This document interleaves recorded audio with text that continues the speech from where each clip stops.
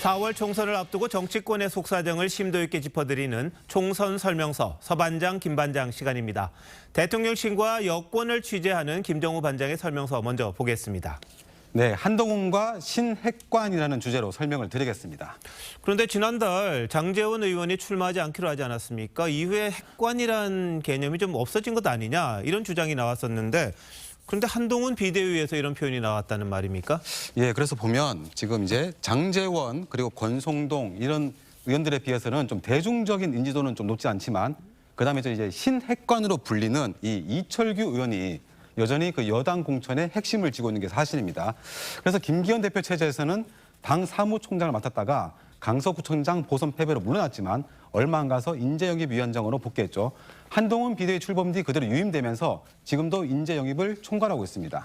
이 당 사무총장 그리고 인재영입위원장 이 뭐 당대표 못지않게 공천 과정에서 이 핵심적인 영향력을 발휘할 수 있는 자리잖아요. 근데 지금 비대위 체제에서도 이 의원이 이 직을 유지하고 있는 이유는 뭐가 있을까요? 예, 그 한동훈 위원장이 설명한 가장 큰 이유는 바로 업무 효율성과 연속성이라는 설명입니다. 영입 인사에 대한 기초 정보와 히스토리를 가장 잘 아는 사람이 갑자기 바뀌면 오히려 혼란이 커질 수가 있다는 거죠. 그리고 이 의원을 대체할 만한 마땅한 인물이 보이지 않는다는 그런 반론도 있습니다. 물론 역대 정권을 보면 이 대통령 측근 그룹이 대통령이랑 당 간의 가교 역할을 뭐 한 적이 많죠. 적지 않은데 지금 한동훈 비대위원장이랑 윤 대통령 사이에 그런 가교 역할이 굳이 필요한가요? 예, 그 당내에서도 그런 시각이 많은 게 사실입니다. 어차피 이번 총선은 한동훈 위원장이 한동훈 표 공천으로 책임지는 건데 굳이 긁어부스럼이 될 수도 있는 인사에게 계속 맡기기보다는 차라리 한 위원장이 다 인수인계 받으면 되는 거 아니냐 이런 겁니다. 그런데도 지금 여당 도전자 중에 다수는 결국 공천은 이철규 의원이 한다 이런 인식을 갖고 있다고 합니다.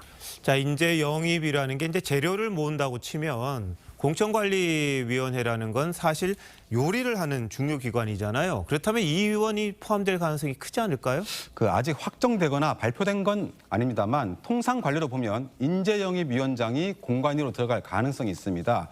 이걸 놓고 이미 김기현 대표 체제 때도 여권 핵심부에서 논쟁과 갈등이 좀 있었다고 하는데 만약 포함된다면 이른바 신핵관 논란이 또 벌어질 거란 우려도 있는 게 사실입니다.